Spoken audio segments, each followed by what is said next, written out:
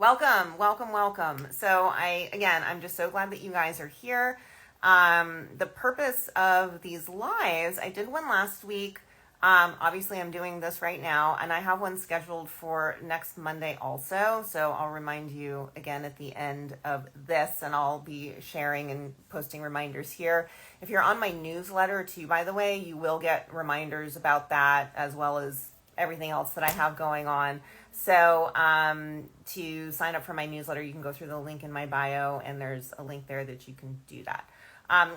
So the reason that I'm hosting these lives is because I really want to offer you support and guidance. And, when your child is struggling with their skin, it's not just a skin problem for your child. You're going through this with them as well. And it can be extremely isolating. I know you can feel frustrated and overwhelmed, and just you don't know where to turn next. And just the confusion. There's so much confusion out there. There's so many different recommendations and suggestions and things you can find online, from, what to put on top of your child's skin, what to use topically, what their diet should look like, what supplements to use. And I'll tell you, I see it so often in my practice, when I do start working with folks, whether it's privately or, in my online course, the light bulbs really go off. And what I help you do is sift through all of that confusion and find the solutions that do work for your child. So I'm so glad that you're here. I want to give you support and guidance with what's happening with your child's skin, so that you can feel confident about the steps that you need to take to help them. And so that you don't have as much stress and anxiety. I want to take that away as much as I possibly can, so that you can stay strong on your child's healing journey. I'm going to mention a couple housekeeping things actually before I dive into what I want to talk about and answering your questions, because I don't want to forget. So I did send out an email about this morning. So again, if you're on my newsletter list, I am going to be posting on here as well this week. So on the 24th, so next Monday, actually two things next Monday. I'm doing this again on the 24th, 10 a.m. Pacific, same time. Then that afternoon at 12 noon Pacific, so 3 Eastern, I'm doing another event. It's not going to be hosted here, so you do have to register for it. There's a link in my bio. It's called From Rash to Relief, and it's about helping you balance your emotions while you're working on your child's skin. And I'm partnering up with somebody who was a past client of mine, whose daughter got fantastic results starting with my online course, and then we did work together privately after that. So her daughter just did amazing, and we were talking one day about, I think it was at our last session, and she was just kind of telling me, about her journey and some of the strategies that she implemented for herself to, help just maintain her strength and her ability to help her child effectively. And so we just started talking about that, and it turns out she is a life and mindset coach. So I'm so excited because she's going to join me. So this is the 24th at noon Pacific, and she's going to join me. And so again, the topic is called From Rash to Relief: How to Balance Your Emotions and Your Child's Skin. And so I'd love to see you there too. But for that one, you have to register. So there's a link in my bio for that. Again, From Rash to Relief. I did mention I'm doing this again next Monday. Okay, I'm going to stop with the housekeeping there for right now. And let's get into some of the questions. I do see a question here, and it is about diet, so which is perfect. And again, post any questions that you have into the comments, and I'll get to those. So go ahead and do that while we're chatting about some of these other things that I want to chat about. So, Oga Fire, what are your thoughts on early and often common food allergen exposure for babies with eczema? My 8-month-old is just starting solids. This is a great place to start with the food and diet and nutrition conversation. So, I would say number one, you want to start solids, of course, based on your child's readiness, which tends to be between, 4 to 6 months. Sometimes it's later, totally fine. And so when you start introducing solids, you do want to include as many foods as possible. You want the diet absolutely as broad as possible, and that should include the common allergens. There are a lot of caveats here. So when we're talking about food allergies, right? So these are IgE food reactions. These are the ones that can result in potentially anaphylaxis, can potentially be life-threatening. So if your child has a diagnosed IgE food allergy and your doctor has recommended avoidance of the foods, absolutely keep the foods out of your diet. If your child does not have IgE diagnosed allergies, if keep as many foods in the diet as possible. Now, the types of reactions that I'm most concerned about with foods are ones that cause like the hives, swelling, trouble breathing. Those are the IgE reactions that can potentially become life-threatening. Other types of reactions, like they tend to be sensitivities. And when we're talking about sensitivities, like those IgGs, so these are delayed reactions. These are reactions that may happen like a few hours later. It's a flare of skin rashes, but it's not hives or some of these other signs and symptoms that go more along the lines of a potentially life-threatening food allergy. So if, it's just kind of and I know the flare is horrible and we don't want your child to flare, but I'm less concerned about some flushing, some flaring several hours after eating than I am hives and other symptoms that happen within 10 to 30 minutes, usually under an hour of eating something. So when it comes to introducing foods to your child, yes, just starting solids, and that's fantastic. Congratulations, that's really good. I would introduce the common allergens, but again, like if your child has had hives, for example, like anything, and I don't know if you were nursing or if your little one was formula fed, but if you're, and it kind of depends on, so this part of the question I'm not sure, but so I'll give you a little background here too. So like for example, if your baby was breastfed and you're transitioning to solids, and if your diet was as broad as possible, they were exposed through things, to things through your diet, through the breast milk, fantastic if you've been able to do that. Definitely introduce everything to your child as much as possible. Oh, and by the way, the often thing, when you're introducing new foods, sorry, I'm going to jump all over the place. There's so many nuances here, so I want to make sure I touch on this one. When you're introducing the foods, I would say in terms of frequency, what you want to do is introduce the new food, make sure it's tolerated. As long as it's tolerated, you can keep it in the diet like a couple times a week. And so that food rotation is really important too.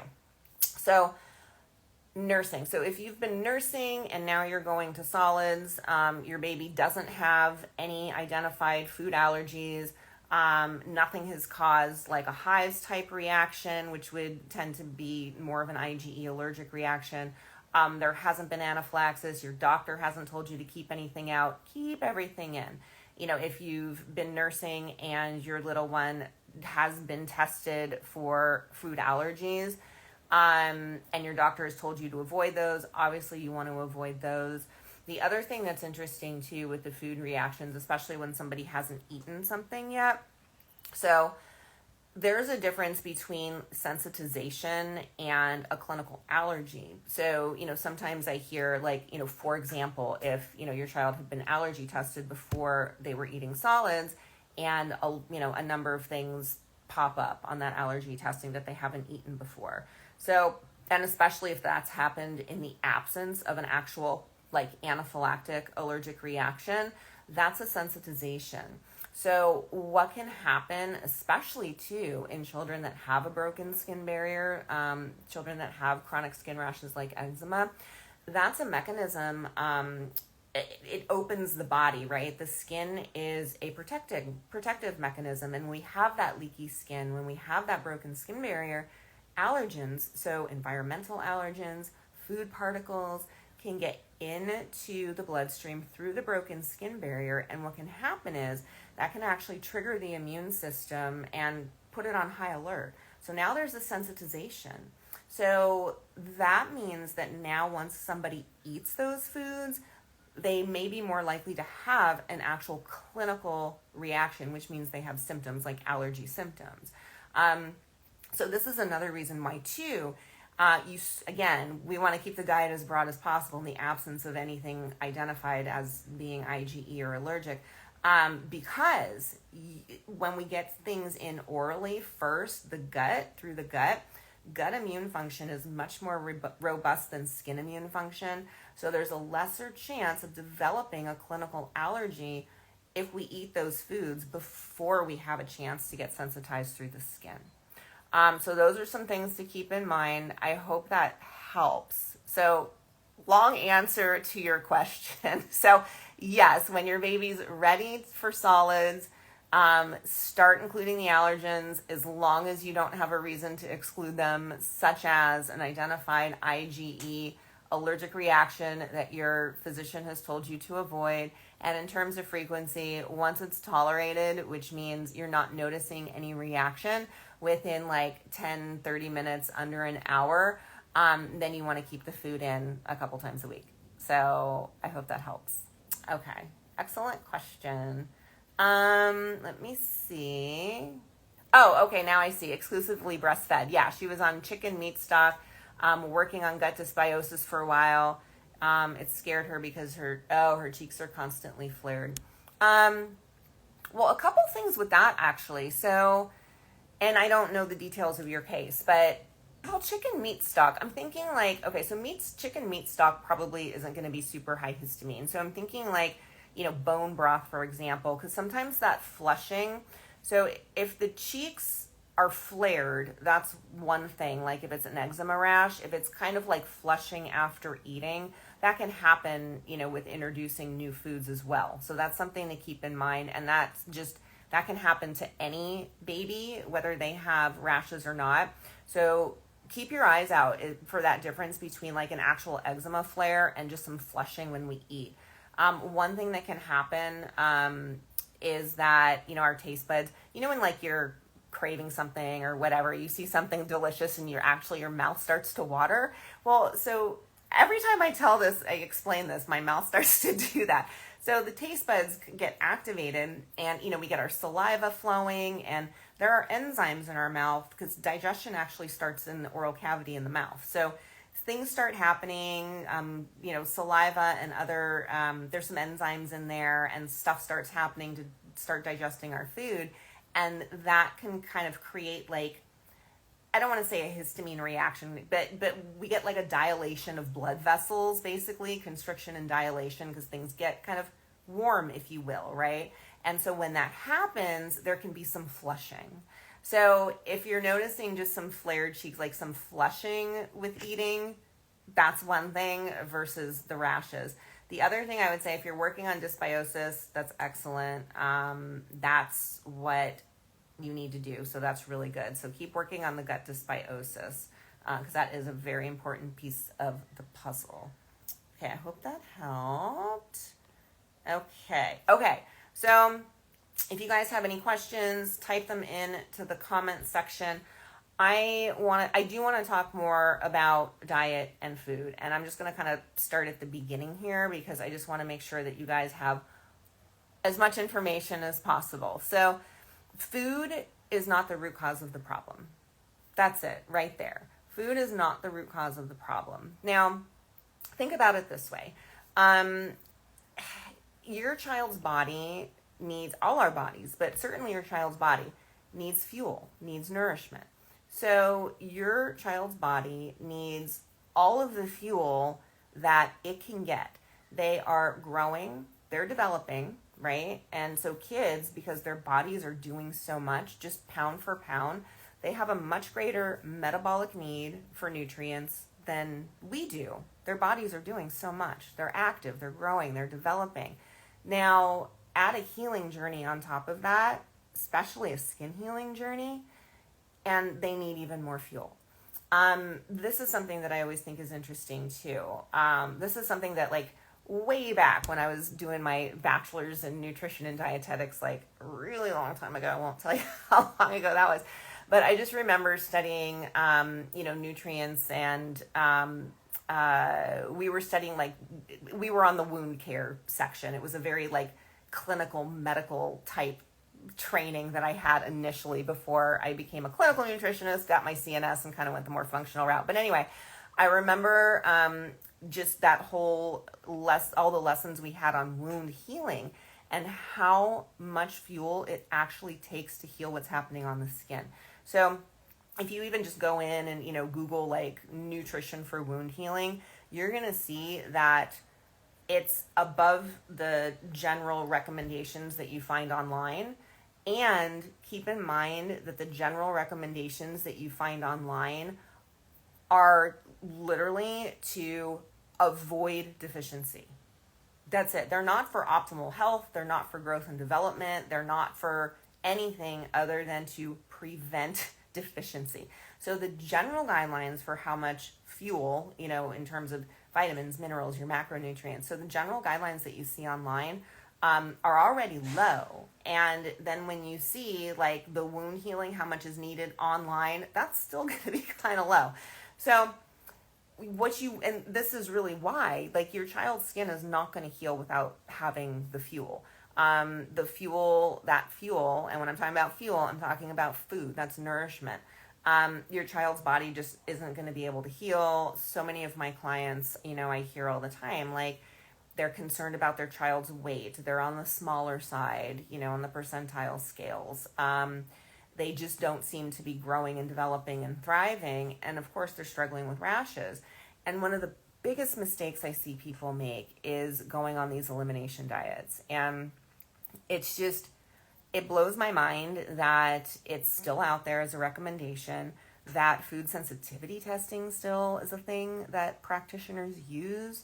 I'll get to that in a minute. But so, when we're talking about making sure that your child's body has all of this fuel, it is so important to keep the diet as broad as possible, because your child's body is not going to be able to heal with all of that without that nourishment. And think about it this way, it's okay. So I don't know what kind of car you have, whether you put gas in your car, charge your car, whatever you do with your car. It's like not putting fuel in your car and expecting it to run. Is it going to? No. It might have fumes for a little while, but it's certainly not going to get you anywhere long term. Even short term, it's just not going to go. So think about it that way. When you start taking foods out of your child's diet, they're not going to have the nutrition they need. They're not going to be able to heal. They're not going to be able to grow, develop, or thrive. So we need to nix the elimination diets. Now, what I see, let's see.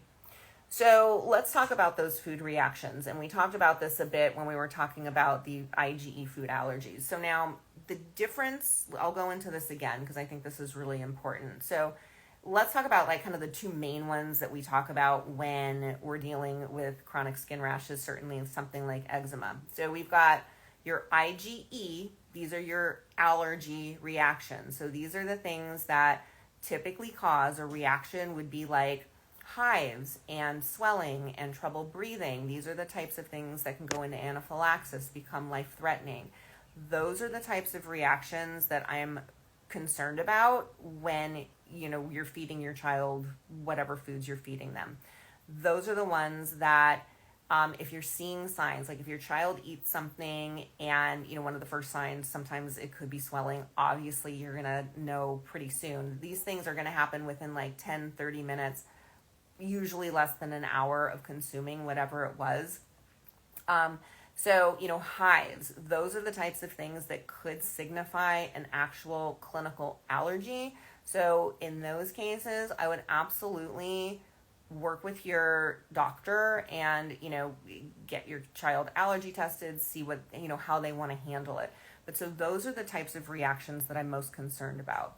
And again, because those can become life-threatening and those need medical attention and guidance to confirm what's going on. So then we have our IgG reactions. So these are like our food sensitivities. Now, this is where I see so many people getting stuck. So you don't have an IgE allergy, but you eat foods and then there's a rash. Okay. So IgE reactions are food sensitivities. They typically they can result in some of the similar symptoms as an allergy. It's not going to be hives. It's, probably going to be maybe some flushing, maybe an eczema flare, but these reactions tend to be like delayed by a few hours, okay? So number one, I like to ask people, well, if it's delayed by a few hours, how do you know it was that food? Is that literally the only thing that they've eaten in the last like 72 hours? They had that one food that one time. So the IgG reactions are very misleading. They're very confusing. The reason that these IgG reactions are happening is because your child has gut hyperpermeability. So leaky gut. So if you're feeding your child, whatever the food is, and, within a few hours, their eczema flares, they start itching more, nothing life-threatening is happening, they don't have any food allergies, it's very hard to pinpoint that food. Again, what else has happened in the last, so many hours that also might be contributing, because there are a lot of things that can be triggers. I know we go to food, first and foremost, and I'm still not sure why. I think it's something that's easy to control. So anyway, so what I recommend to my clients, and again, always keep in mind that I might be some of your practitioners, but if I'm not your practitioner, make sure to talk to yours about what's appropriate for your child, because I'm talking about, more kind of general concepts here, and, what I share with my clients. So I just want to make that clear as well. So with the IgG reactions, I let my clients know that if you can pinpoint, if you can say, yes, it's that food, and your child is really uncomfortable, yes, it makes sense to keep that food out while you do the other work to resolve the imbalances that are happening internally. If you can't tell, if you aren't sure, if, maybe, well, I gave it to him yesterday and it was fine, and then the week before it was okay, and then today and flared, you can't blame the food. Again, really important to keep the diet as broad as possible so your child can grow, develop, function, thrive, heal. And also, you do start to run the risk of developing actual clinical allergies when you avoid the foods unnecessarily. So make sure to keep the diet as broad as possible. I wanted to touch also on, actually, let me go back and answer some questions here, because I realize it's already been almost a half hour and I'm just chatting. Okay. So Alexandra, what are your recommendations for foods that are healing for eczema? 16-month-old, still breastfed in addition to solids. We've been on a restricted diet due to his eczema, but I'm trying to add things. Excellent. I'm so glad that you're adding things to the diet. I'm so sorry that you're going through this with your little one. But I love it that you're adding foods to the diet. So that's perfect. And let me see here. What do you want to do? So I would say probably some of the best foods that I would recommend. Number one, protein. So I don't know if you were on at the beginning, or a little bit ago, I was talking about just, nourishment is fuel. You've got to fuel your child's body so that it can heal.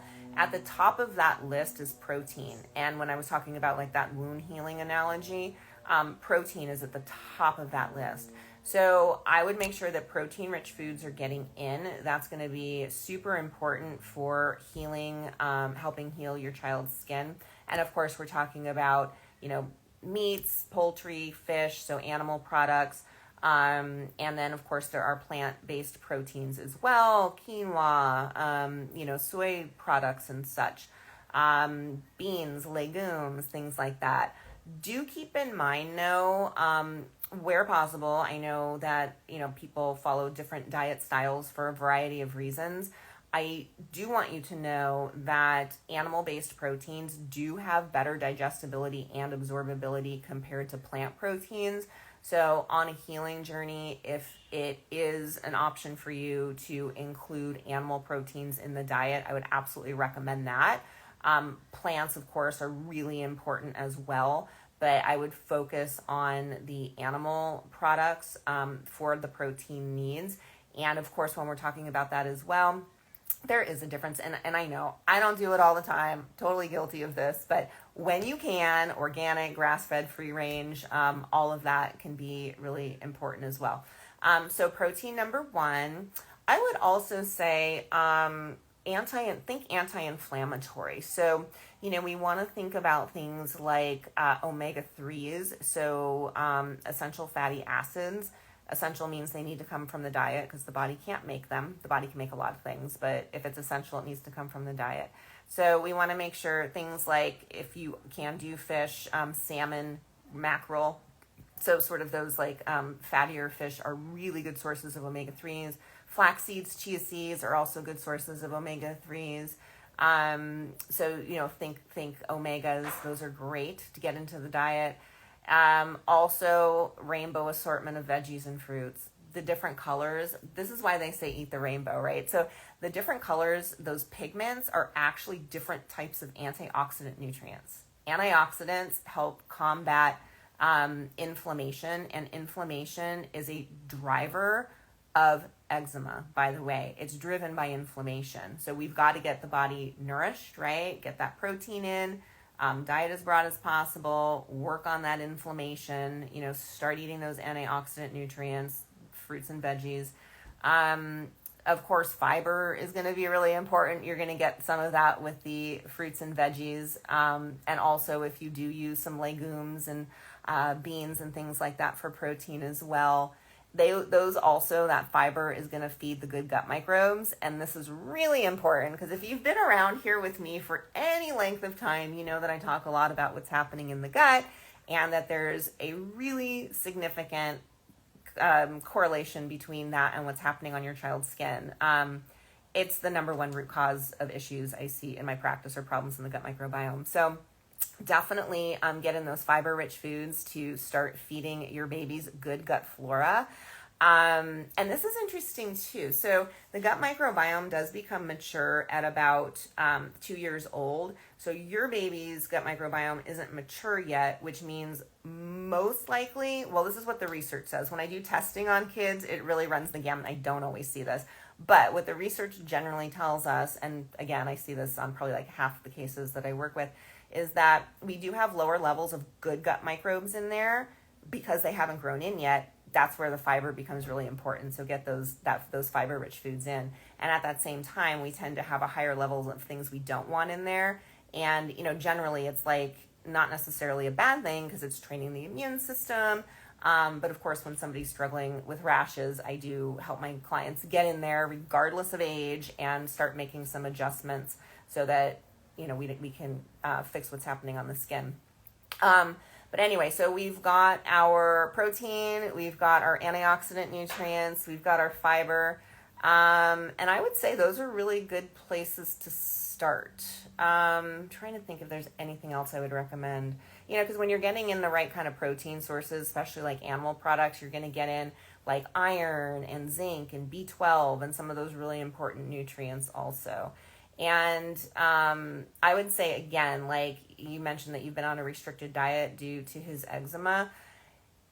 And I hope that helped with the description of the IgE versus IgG. And if it's not an allergic reaction and the eczema is flaring, definitely get the foods in. I have actually seen, I have a lot of clients that come to me on extremely limited diets. And as soon as they start adding foods, things start to improve because the body's getting that fuel. Yeah. So I think those would probably be good places to start. The other thing I'll mention too, and I was gonna, we have some other questions. Okay. So I'll mention this also, a really great place to kind of learn more about the food reactions and actually nourishing your child, for those of you that don't know, I have an online course. You can go through the link in my bio to learn more about it. It's called CYCR Online, which is Conquer Your Child's Rashes, my online course. And I have an entire module about nourishment and what to feed. I should have just mentioned this at the beginning, but I want to share it with you here too. There's an entire module dedicated to, what to feed your child, how to make sure their body gets all of the nourishment it needs.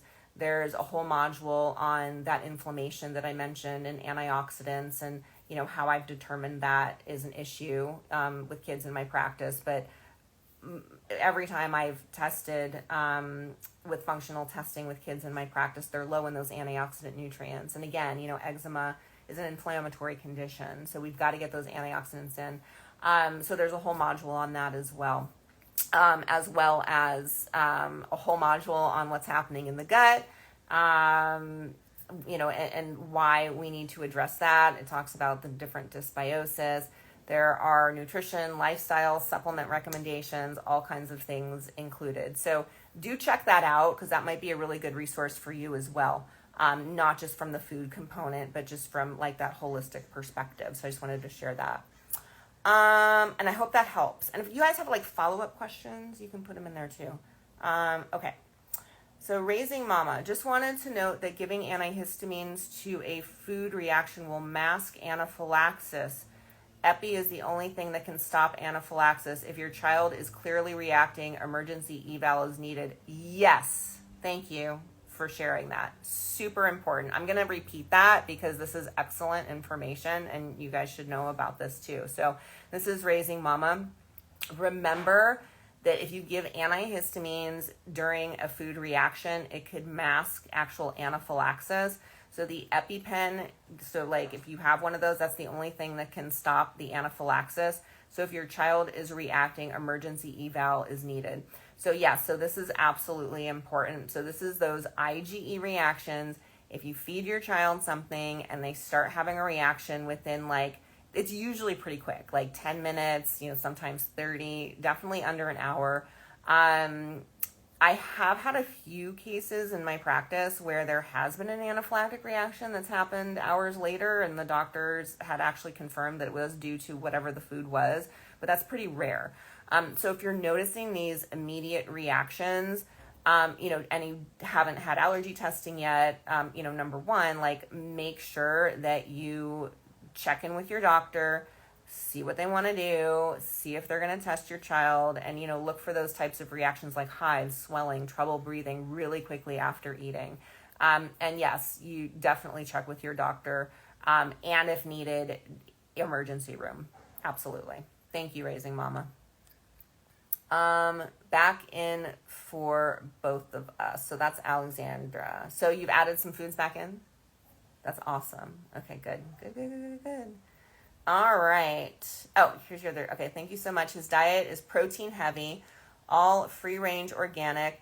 We find vegetables seem to be more triggering, but still trying to get him as many as possible. Super helpful. Thank you. I'm glad. With the vegetables, because they might be triggering. Sometimes too, it could be when we've got stuff happening on the skin, we do have problems happening in the gut. And, that can make it difficult for somebody to digest and absorb, depending what's happening in the gut and what those imbalances are. It's really possible that there's something not working right that is affecting his ability to appropriately metabolize the nutrients or, the fiber, probably most likely in the vegetables. So that might be something to check out. And I don't know how you're giving them to him, but sometimes if you, cook them, and kind of, I don't want to say process, but change sort of the chemical structure of the fiber in there, it might be a little bit easier to get in. But definitely check out the gut, regardless. And certainly if it seems like the vegetables are triggering, something else too, because vegetables do have a variety of, natural chemicals in them, like salicylates and histamines and oxalates. I do not want you to go down these rabbit holes though. So, okay, don't go down those rabbit holes. Like, but for example, if salicylate foods seem to be triggering, that actually is related to detoxification. And there is something that we can do about that. There is a supplement that helps. The online program that I have, Conquer Your Child's Rashes Online, there's a detox module in there as well. It talks about that biochemical pathway in the liver, phase 2 liver detoxification, and how you can best support it. But so if salicylate foods are causing an issue, that could be why, actually a detox situation. If oxalate foods are triggering, sometimes that could take us back to fungal overgrowth, whether that's candida, mold exposure, something of that nature. If we're talking about histamine foods being triggering, then, that's something where we also definitely want to check out what's happening in the gut, because a big root cause of histamine issues and something that can make your child's body a histamine producing factory is that some of that gut dysbiosis, some of that overgrowth type bacteria that we don't want to have in there produces histamine. So, depending what kind of vegetables your child is having or being triggered by, there are root causes behind that aren't the food. And so, once you get to those root causes and resolve them, the diet becomes, the diet is the oyster, right? We can really expand it beyond that. So I hope that's helpful. Natalie Lee. Hi. My son struggles with food textures. Are fruit smoothies okay to have regularly? Yeah, absolutely. Something with texture, and a lot of kids just have texture issues. But, one thing I always like to ask parents, maybe are there anatomical issues in the mouth, like tongue tie, lip tie, things like that. Any trouble swallowing? Kids are really intuitive eaters. And so, when I always think like, okay, so why might they have an aversion to something? Like, is there some underlying reason? So anyway, so that just might be something to check out. The other thing too, like if a child has aversion to certain foods, and if it's, things like, for example, protein can be hard to chew, hard to digest, hard to process. Takes us back, like, see what's happening in the gut. Why can't we digest and absorb it? But anyway, yes, fruit smoothies are okay. I would say, as much as you can, I would do more veggies than fruit. Something with the fruit, like when you blend or, turn fruit into a smoothie, like if you think about, like you're going to eat an orange, for example.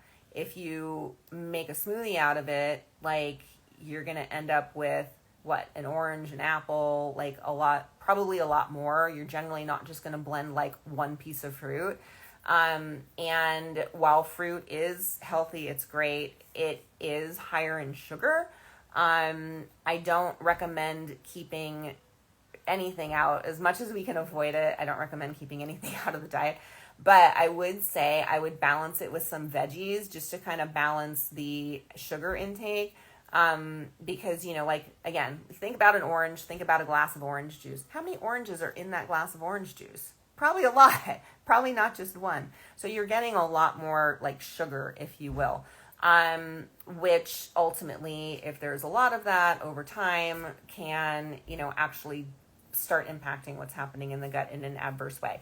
Smoothies are great. Add some veggies in there and you'll be good to go. Absolutely. Really good question. Celizat. Hi. Is it useful to do a GI map in under 2-year-olds if their gut is not developed yet? Absolutely. I do GI map testing on kids at any age. I've done under 6 months. As soon as somebody finds me and they're ready to go and they want to check it out and really get to the root cause of it for their child, get their child a life-changing skin transformation like I have for so many of my other clients, we jump in and we do a GI map. So I would absolutely recommend it. Along those lines too, I know that there are a lot of stool tests out there. Some of them are marketed specifically for children. I will say direct consumer testing, avoid. Do not waste your resources. Direct to consumer testing maybe can provide some interesting information at best. It is not a clinical assessment tool. It is missing critical pieces of information that we absolutely need to get to the bottom of what's happening with your child's skin. Again, those direct-to-consumer tests are really useless for our purposes of getting to the bottom of a chronic inflammatory health issue. So stool test, yes, is the way to go. My go-to is GI Map. It's from Diagnostic Solutions. There's some other really good ones out there, and depending where you are in the world, GI Map is available like pretty much everywhere. Australia, and I think New Zealand too. And hi, by the way, if there are people from, I don't know where you guys are from, type in the chat. Let me know where you're from. I'm in Los Angeles, but I work virtually, so I see clients all over the world. I have people in Brunei. I've had people all over Asia, Australia, UK. We have GI Maps pretty much everywhere. Australia, it's available there, but we usually go, like, they have the NutriPath test, and that's a really good one. Anyhow, make sure you get the right testing. That is super important. But yes, you can do it at any age. I hope that helps. Okay, Alexandra. Does he have a leaky gut, high zonulin, which we're working on? Oh, he does have a leaky gut. Yes, Alexandra, yes. So that's helpful to know. And so gut hyperpermeability is pretty much a given when there are chronic skin rashes. On the GI Map, there's a marker called zonulin, and zonulin is a measure for how permeable or leaky the gut is. Something to keep in mind though, like I do order the zonulin for my clients because I do like to see what that number is. This isn't all the time because everybody's so different, but sometimes what I see, like the higher it is, the longer it might take to, heal it up and really solve the problem versus if it's not super high. However, keep in mind that sometimes that marker comes out looking normal. There are other markers for leaky gut. Zonulin is not the only one. So if you've done that testing and your child's zonulin has come back normal, don't take that to mean that it's the end all be all and that your child does not have leaky gut. If they have something happening on the skin, if they have chronic skin rashes, there are going to be gut problems, and that gut is going to be more permeable than we want it. So it's kind of like whether or not the zonulin is high, the gut is going to be more permeable than we want to see it. Thank you for letting me know that. I'm glad that you mentioned that. Zenab Hassan, hello. I have, the P88 DIY dietary antigen test. Yeah, this is an IgG test. I have heard of it. It's a food sensitivity test, so I didn't talk about those much. So what the food sensitivity testing is looking for are those IgG reactions. So these are your delayed food reactions. What those reactions are telling you is that there's gut hyperpermeability, that the gut is leakier than we want it. That's what it's telling you. But if your child has rashes, you already know that. All those tests do is encourage you to make your child's diet smaller, and it doesn't solve the root cause of the problem. So food sensitivities, this is really important, okay? And most people get this wrong. Practitioners get this wrong. The gut is not leaky because of food sensitivities. There are food sensitivities because the gut is leaky. The gut is leaky because of the imbalances in there. So what is happening is that dysbiosis, the imbalances in the gut, whatever those might be, they're different for different people, is that the gut lining is really thin. It's like one cell layer thick. So it's kind of like this, like held together tightly, right? Zonulin's in there somewhere, like helping hold it together. But so when we have this irritation and stuff happening there that we don't want, we start to get this. So this is that leakiness. Now what's going to happen is that food particles get into the bloodstream that are too large. They're supposed to be like only things that can get through. The gut is permeable like it needs to be. This is, how we get some nutrients and stuff to fuel our body. But like we don't want it like this. We just, it's kind of like this. When it starts to get like this, things get into the bloodstream that are too large, and that triggers the immune system. It causes inflammation. That triggers what's happening on the skin. Now this is another important factor. So taking foods out of the diet doesn't stop this. It stops that particular food from getting into the bloodstream and being triggering, but anything else can still be getting out, and that's going to become triggering. So what you need to do is seal this up. And you do that by getting a comprehensive digestive stool test. Make sure you work with somebody that understands how to do this for children and how to read that test, especially for children with chronic skin rashes, because it's specific.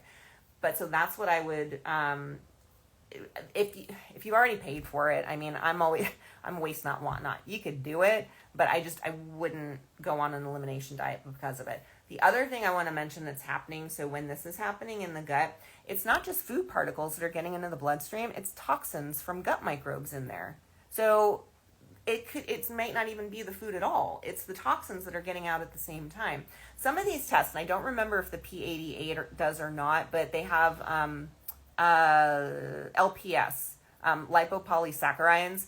So those are toxins from gut microbes. So sometimes those tests, like if they find high LPS, that'll show you that your child's gut is leaky. But if they already have rashes, you already know that.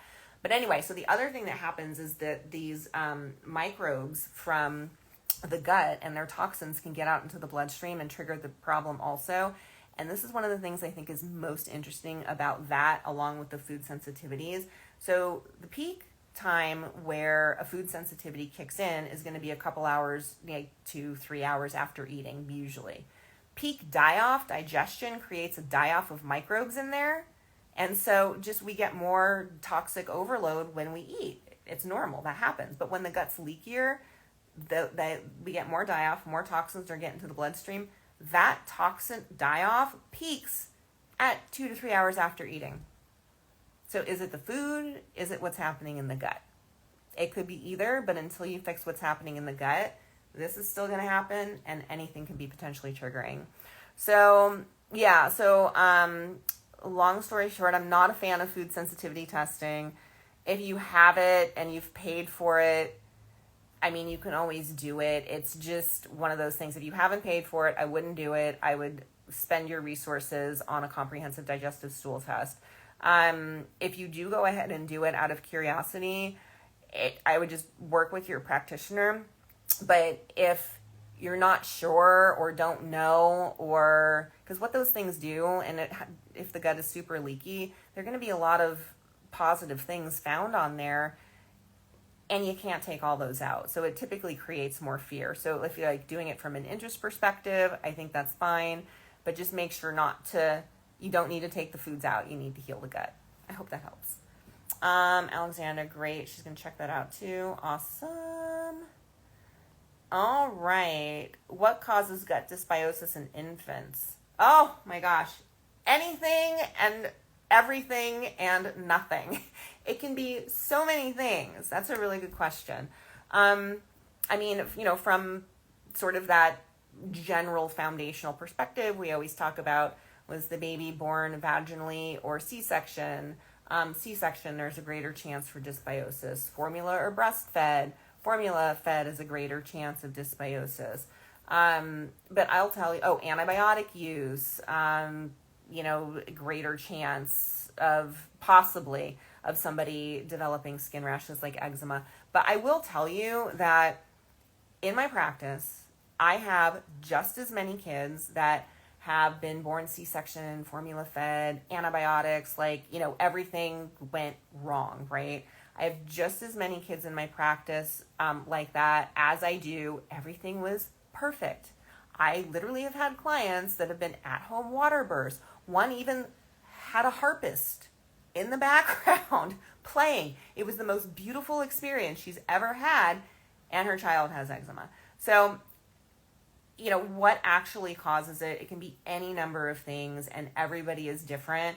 So it's really hard to say. When I work with my clients, we do a full health history intake, and, we do start to dig deeper to see if we can identify anything, because it matters and it doesn't. It's helpful for me to know from a clinical perspective, because it just gives me, the more info, the better, to help me get to the root cause of the problem. And yes, we focus a lot on the gut, but there can be other external and internal things contributing to the problem. So we address all of those in my practice.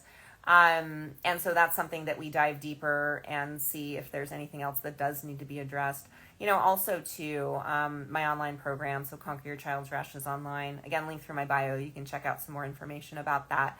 That also dives into, each module is essentially one of those primary root causes that needs to be addressed to get results on the skin. So yeah, so what causes gut dysbiosis, all kinds of things.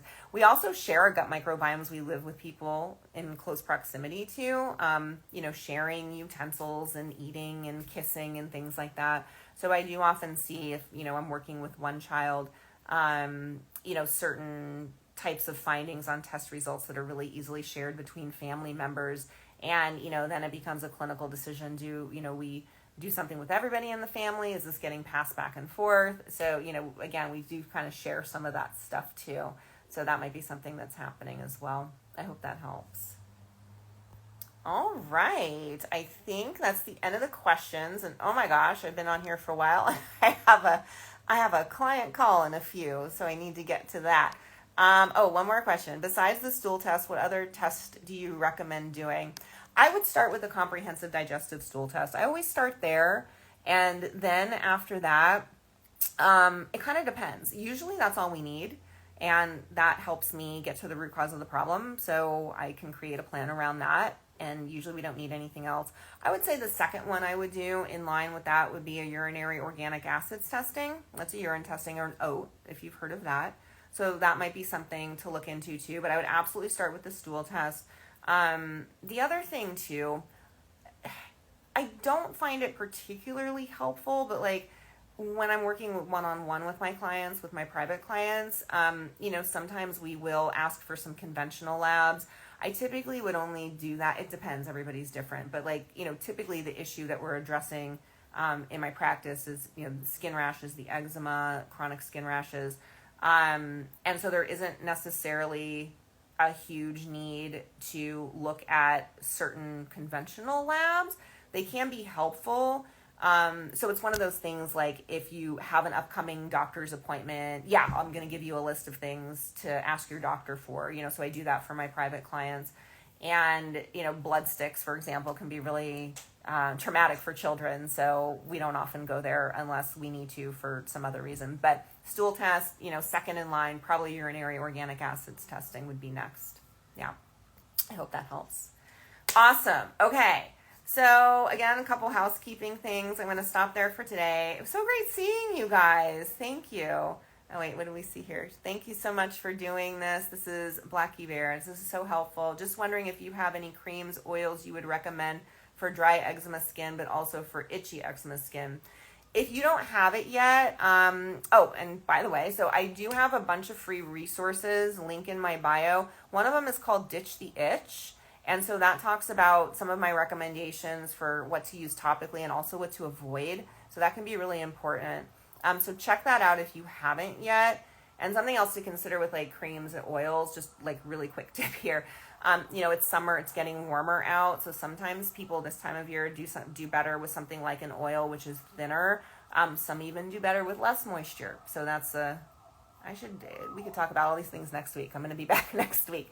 But you might do something better with something thinner, or if the skin, it can help to dry it out also. But check out that free guide if you don't have that yet. That might be helpful for you. All right. So housekeeping, again, thank you guys so much for being here. If you have other questions, I am going to do this again next week. So on the 24th, Monday at 10 a.m. Pacific time. So I hope to see you there. And, in the meantime, if you have questions and even if you can't make it live, like you can DM me your questions and I'll put them on the agenda for next time. I'm happy to do that. Also, make sure to get on my newsletter, link in my bio. There's a newsletter link. And so that way I do send out an email, just a reminder that this is happening so that you won't miss it, as well as anything else that I have to share. I have all kinds of things to share with you guys depending on what's happening. So, make sure you can go ahead and get on my newsletter. Also, a lot of other resources too. If and when you are ready to have me help you get to the bottom of this and hold your hand, of course, I do have some options for private support and guidance. So you can check that out in my link in bio. That's my Conquer Your Child's Rashes, the CYCR bundle. So with that, you do get personalized protocols and private support. And then, for those of you, a great place to start, especially with a lot of the stuff that we talked about today, is the Conquer Your Child's Rashes, the CYCR online program. That's my online course. And that's a really good opportunity to start building your child's foundation the right way, so that we can conquer their rashes. And, with the online program, you also get the tools and the resources and everything else you need so that you can start building their foundational protocol too. And that includes the supplements and dosing, as well as lifestyle and nutrition recommendations. So I'm trying to think if there's anything else I want to let you guys know before I go today. I think I'll stop there. And again, thank you for being here. I hope this was helpful. And, I do just want to make sure that you guys get the support and guidance that you need and, help hold your hand through this, whether you're working with me, whether you're just here using my free resources and taking advantage of those. That's why I do this, and that's why I put those things together, because I want you to take advantage. I'm here to support and guide you. So, whether that is you consuming everything you can that I offer for free, or, if you're ready to dive in and have me help you dive deeper and hold your hand more, those options are here as well. So, and again, always DM me if you have any questions. I'll do my best to give you as much information as I can. Always keep in mind too, if I'm not working with you privately, I don't have your specific case details for your child. But that said, I will help you and take you as far as I can go without having that information. So, okay, I think that's it. I'll stop talking. It was great seeing you guys. Have a great rest of your day. Have a great week. And I hope to see you here next week as well. Bye-bye.